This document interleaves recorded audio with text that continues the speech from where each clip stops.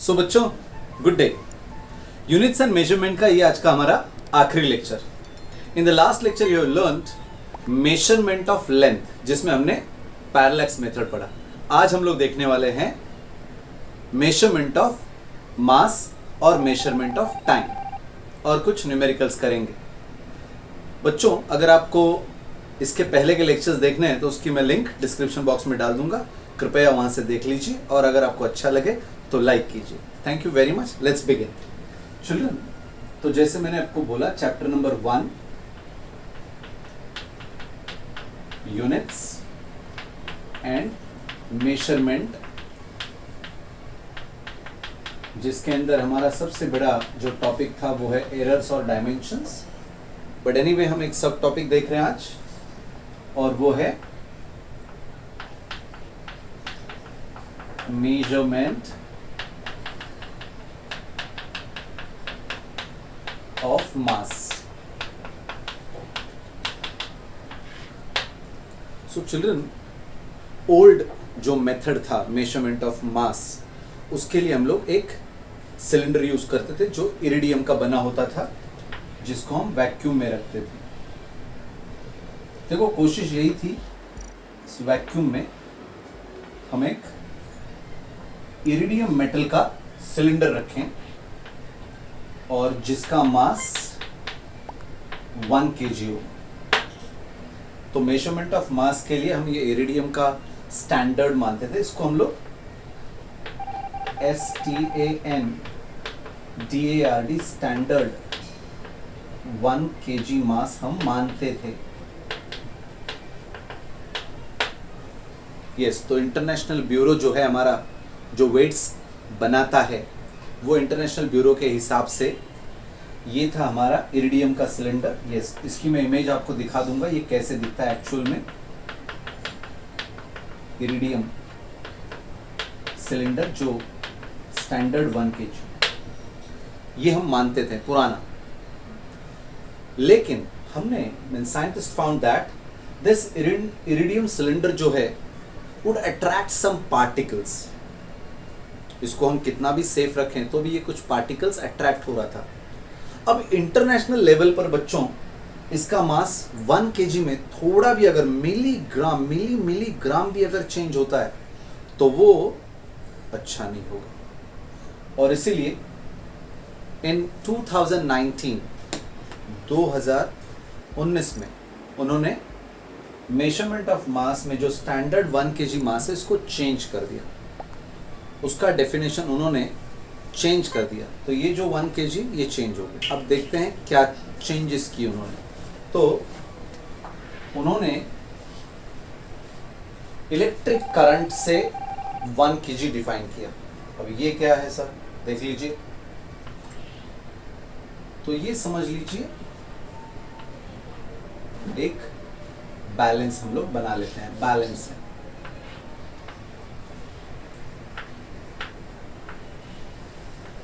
ठीक है ना। ये बैलेंस है, वे बैलेंस, जैसे तराजू होता है हमारा, ठीक है। और हम यहां पर एक इलेक्ट्रोमैग्नेट की व्यवस्था करेंगे। अब हम सबको इलेक्ट्रोमैग्नेट पता है, वी ऑल नो इलेक्ट्रोमैग्नेट, ठीक है। ये वो, ठीक है, मैग्नेटिक मटेरियल है। अब देखिए, जैसे ये मैंने 1 kg यहाँ पे वेट रखा तो ये कहाँ चला जाएगा, नीचे जाएगा। और ये जो है ये ऊपर चला जाएगा, ये ऊपर जाएगा। तो समझिए ये यहाँ पे आ गया। एक एग्जाम्पल ले रहे हैं। तो हम क्या करेंगे, ऐसी व्यवस्था करेंगे इसके नीचे हम एक इलेक्ट्रोमैग्नेट रखेंगे। उसकी व्यवस्था हम इसके नीचे करेंगे। जैसे हमने 1 kg रखा, ये चला जाएगा ऊपर और फिर हम यहां से करंट फ्लो करना शुरू कर देंगे, थोड़ा सा 0.1 एम्पियर, ठीक है। जैसे हमने करंट फ्लो करना शुरू कर दिया, ये जो है ये क्या बन जाएगा बच्चा, इलेक्ट्रो मैग्नेट बनेगा। देखो समझ रहा है कि बच्चों, हमने जैसे ही करंट फ्लो करवाया तो ये क्या बन गया, इलेक्ट्रोमैग्नेट। तो ये क्या करेगा, इसे नीचे अट्रैक्ट करेगा। हाँ, लेकिन कितना नीचे अट्रैक्ट करेगा हमें नहीं पता। तो हम क्या करेंगे, थोड़ा करंट और बढ़ाएंगे और फिर इस करंट को हम तब तक बढ़ाते जाएंगे जब तक ये दोनों वापस बैलेंस नहीं हो जाते हैं। बैलेंस हो गए का मतलब क्या हुआ, एक पर्टिकुलर अमाउंट ऑफ करंट ने इस 1 kg को बैलेंस किया। अब करंट बेटा सिचुएशन के हिसाब से चेंज नहीं होने वाला है। Current will always remain same irrespective of any dust particles, irrespective of any changes in the nature. Current की वैल्यू चेंज नहीं होगी। और इसीलिए 2019 में इरिडियम सिलेंडर को स्टैंडर्ड न मानते हुए ऐसा एक तरीका उन्होंने अपनाया जिससे हमारा जो 1 kg स्टैंडर्ड है पूरी दुनिया में एक ही रहे, क्योंकि पूरी दुनिया में करंट हम जितना चाहिए उतना क्रिएट कर सकते हैं और एक पर्टिकुलर अमाउंट ऑफ करंट से ही ये 1 kg को हम बैलेंस कर सकते हैं। तो चिल्ड्रन, इसका डेफिनेशन मैं लिख के दे देता हूं आपको, ध्यान देना बहुत अच्छी तरह से। यस, सो चिल्ड्रन देखिए डेफिनेशन ऑफ 1 kg, ये जो लेटेस्ट डेफिनेशन ऑफ 1 kg तो एग्जाम में आ सकता है। Define 1 kg। तो देखिए आपके पास एक इलेक्ट्रोमैग्नेट है, उसमें आपने करंट पास किया और वो कितना करंट पास किया, उतना करंट आप पास करेंगे जिससे वो इलेक्ट्रोमैग्नेट एक साइड का जो बैलेंस है उसको अट्रैक्ट करेगा और बैलेंस में लाएगा तब तक जब दूसरे बैलेंस के ऊपर हम होल्डिंग में रखेंगे स्टैंडर्ड 1 kg। तो यही स्टैंडर्ड 1 kg अब नया नया बना के रखेंगे तो भी चलेगा। ये क्यों डिस्कार्ड किया, क्योंकि ये बनाने के बाद धीरे धीरे धीरे डस्ट पार्टिकल्स अक्यूमुलेट कर रहा है, तो नहीं चलेगा ना। हमें फ्रेश बनाना है और अमाउंट ऑफ करंट के टर्म्स में उसको मेजर करना है। आइए देखते हैं definition. The amount of current, इसमें से हमने कितना करंट पास किया, the amount of current which has to be passed through the electromagnet. तो ये जो इलेक्ट्रोमैग्नेट, इसमें से हमने कितना करंट पास किया, ओके, करंट कितना पास किया तब तक, so that it can pull, वो पुल करेगा। देखो ये पुल कर रहा है, पुल करेगा किसको, pull the balance one side of the extremely sensitive balance. ये सेंसिटिव होगा तभी तो हमें एक्यूरेसी मिलेगी, प्रिसाइजनेस मिलेगा। तो one side of extremely sensitive balance so that it balances the other side which is holding standard 1 kg। तो ये है हमारा डेफिनेशन फॉर न्यू 1 kg, ठीक है। और फिर 1 kg से आप 1 क्विंटल बना सकते हो, जिसमें 100 किलो होता है 1 क्विंटल में, और फिर हम 1 टन बना सकते हैं जिसमें 1000 kg होता है। एंड देन बड़े बड़े वेट्स हम मेजर कर सकते हैं। जनरली वेट का मतलब है जो मास हम मेजर करेंगे, तो डे टू डे लाइफ में मास और वेट को एक ही माना जाएगा। लेकिन जब हम एक्चुअल में फोर्सेस पढ़ेंगे तो वेट एक फोर्स होता है और याद रखना है मास एक क्वांटिटी ऑफ मैटर होती है। लेकिन हमारी डे टू डे लाइफ में, हमारी जिंदगी में वेट का मतलब मास ही कंसिडर करेंगे, ठीक है। चलो जल्दी से इसको लिख कर ले लो। सो डे टू डे लाइफ में केजी एक बहुत ही कन्वीनियंट यूनिट है, लेकिन बच्चों आप सबको पता है कि एटम्स का मास, प्रोटॉन, सब एटॉमिक पार्टिकल्स का मास, प्रोटॉन्स हैं, न्यूट्रॉन्स हैं, इनके मासेस के लिए KG is not a convenient unit. तो हम क्या करते हैं उसके लिए, आइए देखते हैं आपके सामने वो पॉइंट, यानी मास ऑफ सब एटॉमिक पार्टिकल्स। तो बच्चों उसके लिए हम लोग यूनिट यूज करते हैं ATOMIC, एटॉमिक, MASS मास, UNIT यूनिट, यानी यस इट्स AMU आप बोल सकते हैं। ये जो 1 AMU है इसकी वैल्यू है, यस किसी को याद है, 1.66054 इंटू 10⁻⁻27 kg। ठीक है, तो बच्चों ये 1 AMU आगे चल के आपकी जानकारी के बता दूं, इसको हम U से भी इंडिकेट कर सकते हैं, जिसको U जो है वो DALTON Dalton, to honour Dalton जिन्होंने एक थियरी दी। Now the question is how much is 1 AMU आ गया है, कितना है ये पता चला है। क्या होता है एक 1 AMU? तो हम लोगों ने कार्बन 12 जो एटम है वो लिया था। कार्बन 12 हैज आइसोटोप्स आल्सो, याद रखना है।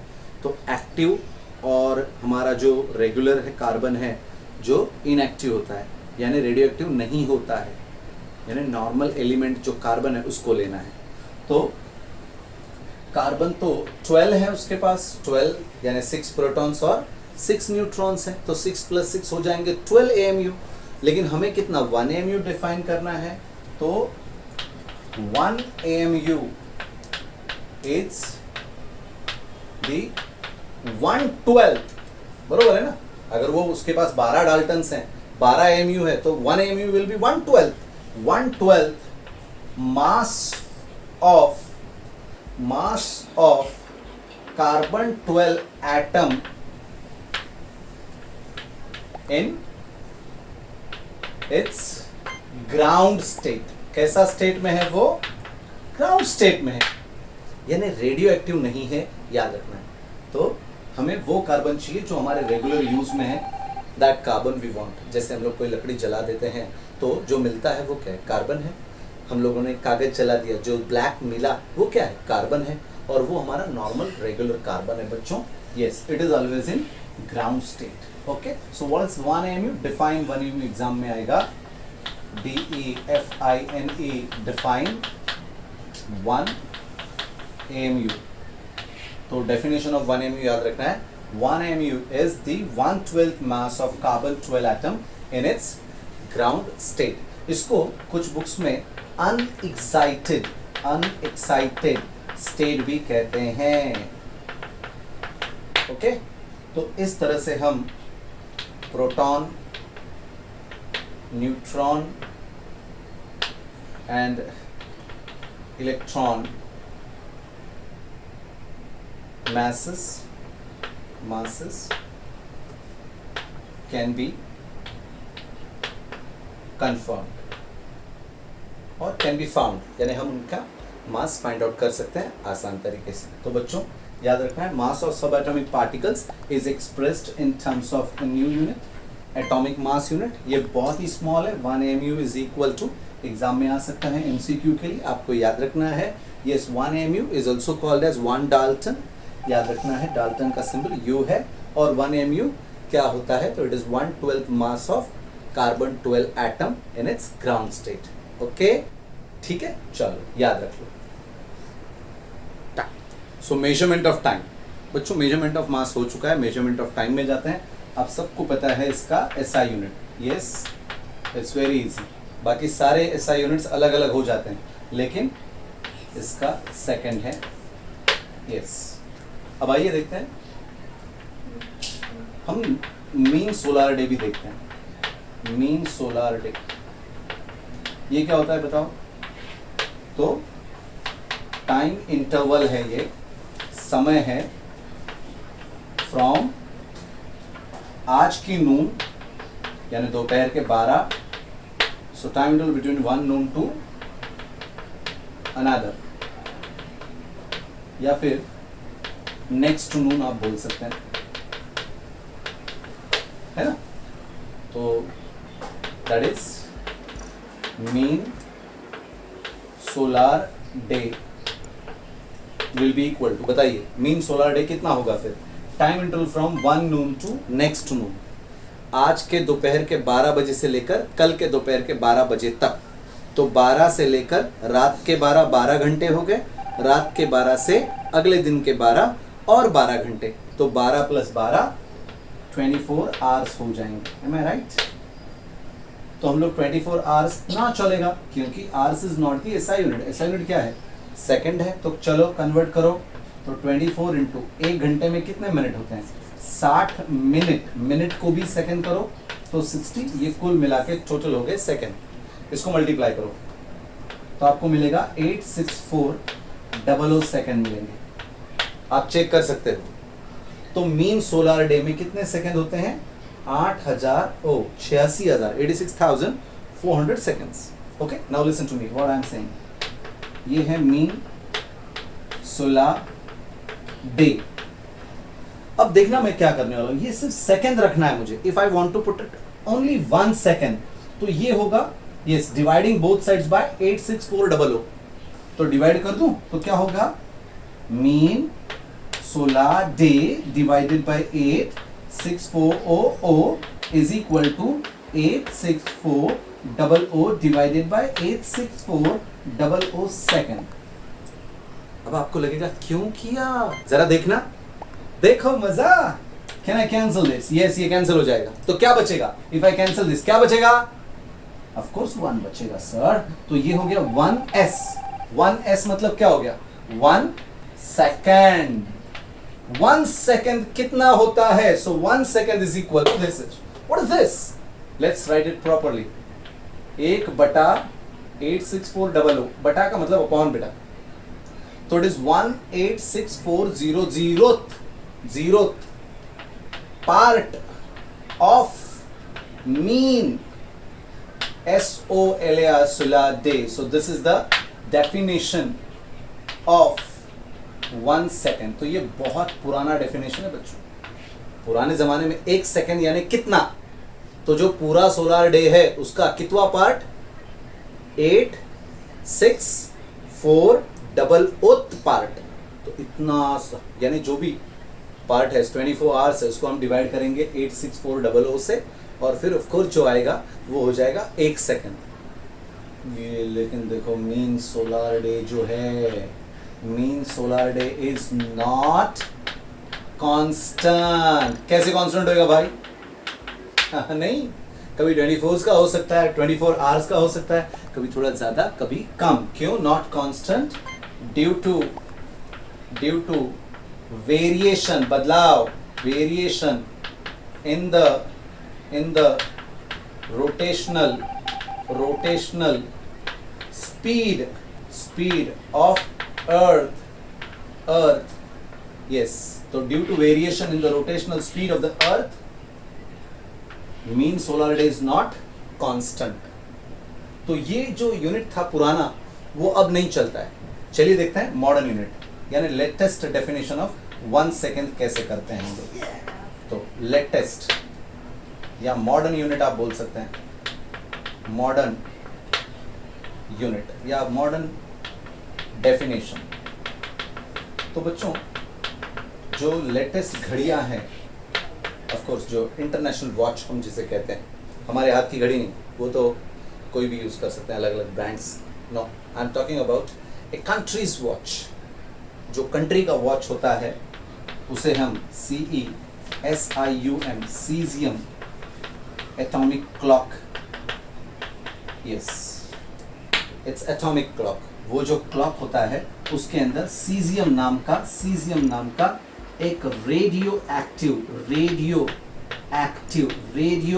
एलिमेंट यूज होता है।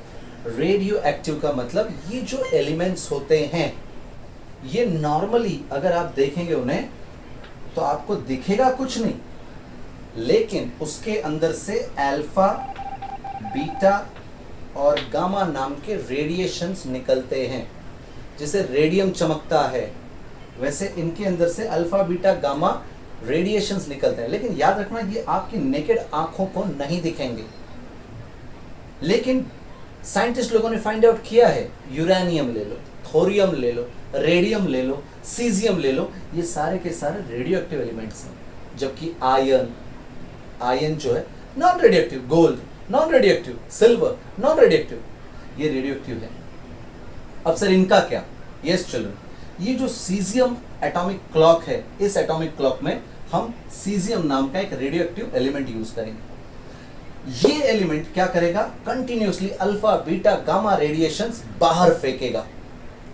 जब ये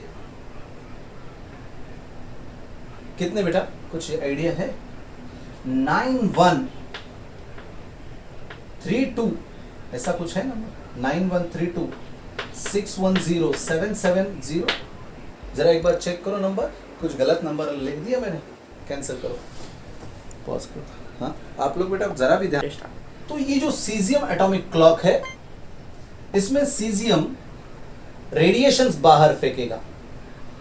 तो जब ये सीजियम एटॉमिक क्लॉक 9192631770 इतने नंबर ऑफ रेडिएशंस बाहर फेंकेगा, उतने समय को that time interval will be called as 1 second. तो देखो 1 सेकेंड में कितने वाइब्रेशंस, 9192631770 रेडिएशंस, या आप कह सकते हैं कि ये सीजियम एटॉमिक क्लॉक के वाइब्रेशंस, इट वाइब्रेट्स। तो उस वाइब्रेशंस देखो कितना परफेक्शन है साइंटिस्ट लोगों का। So when a cesium element completes 9192631770 vibrations, it is called as 1 second. कितना एक्यूरेट है, कितना एक्यूरेट है। इस दुनिया का सबसे ज्यादा एक्यूरेट क्लॉक आज की डेट में सीजियम एटॉमिक क्लॉक है। तो हर कंट्री के पास जोन्स के हिसाब से, जैसे कोलकाता है हमारा, चेन्नई है, दिल्ली है, मुंबई है, ये जो 4 जोन्स हैं, इनके टाइम चेक करने के लिए, साइंटिफिकली चेक करने के लिए हम लोग सीजियम एटॉमिक क्लॉक का यूज करते हैं। चलिए मैं मॉडर्न डेफिनेशन ऑफ 1 सेकेंड लिखता हूँ, ध्यान देना। ऑलराइट, ठीक है, चलिए मैं लिखता हूँ। सो चिल्ड्रन, ये जो डेफिनेशन है, मॉडर्न डेफिनेशन ऑफ सेकेंड, ये एग्जाम में आता है। जैसे मैंने डेफिनेशन ऑफ 1 kg बोला है, वैसा ही कुछ अलग है। सो चिल्ड्रन, ये डेफिनेशन एकदम सिंपल है, मैं आपको समझा देता हूँ।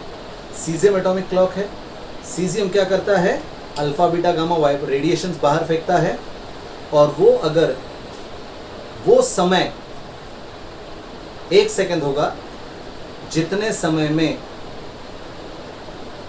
सीजियम एटम 9192631770 वाइब्रेशंस एमिट करेगा।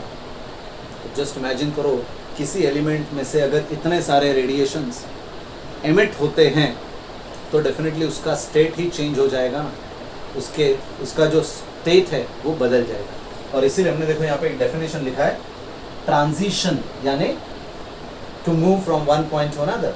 यहाँ पे वो ट्रांजिट कर रहा है एक स्टेट से, कहाँ पे, बिटवीन 2। तो 2 स्टेट से, एक नॉर्मल स्टेट था, उसके अंदर से उसने 9192631770 इतने रेडिएशंस बाहर फेंके, तो वो अलग स्टेट में चला गया। तो 2 स्टेट्स के दरमियान जब वो 9192631770 वाइब्रेशंस बाहर फेंकेगा, उतने समय को हम आज के बाद 1 सेकेंड कहेंगे। In English, the time interval in which a cesium atom emits 9192631770 radiations, कब, during transition यानी एक जगह से दूसरी जगह, यहाँ पे states है, during transitions between 2 hyperfine states of कौन सा एटम है, सीजियम। तो सीजियम एटम याद रखना है आपको, ठीक है। तो ये था definition of 1 second, latest definition of 1 second. पुराना आपके पास है, लेकिन पुराना नहीं चलेगा ना। और इस तरह से हम समय को मेजर करते हैं, मास को मेजर करते हैं, और लेंथ को मेजर करते हैं। तो measurement of length, mass and time, ये जो टॉपिक है हम यहाँ पे ख़त्म करते हैं, और कुछ एरर्स के स्पेशल न्यूमेरिकल्स लेने वाला हूँ। तो दिल थाम के बैठिए, इसको कॉपी करो।